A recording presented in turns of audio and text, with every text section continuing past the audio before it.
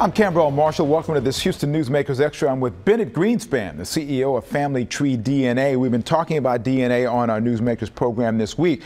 One of the things I've always been curious about, you provide opportunities to get both the paternal and maternal lines of chromosomal information. Why is that important? Well, it's important because the male line follows the Y chromosome, which every man receives from his dad. And so if you want to find your biological family along the male line, you would do a Y DNA test, and that information can also be used anthropologically, and I can show you your approximate migration path out of Africa, because you have to remember, we're all African. The only question is, when did we leave Africa? That's good to know. I'll talk about that with my friends all around the place. So when we find that information, that just gives you general information about regions where you're from. The genealogy searching about the actual family, that's another whole thing, is it not? That's correct. And so many people are trying to prove that they are related to someone else with their same last name, for example, but they don't have the paper trail. They can't prove it because they don't have what genealogists consider sacrosanct. And so DNA can be used in lieu of a missing paper trail to prove that you are related to a particular family.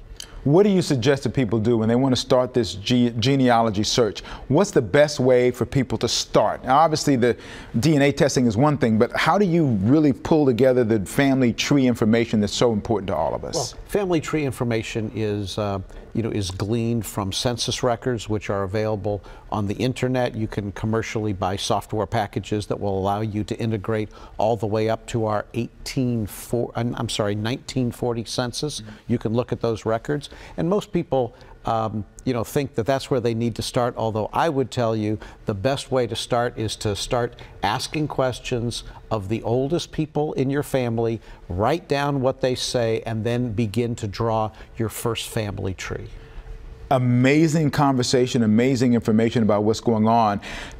Recently, the FDA has indicated that they'll give the okay to do DNA research to get medical information about what might be. What are your thoughts about that? Well, I think that's the logical evolution of where we're going. There is so much information written into your cells, both history information and medical information.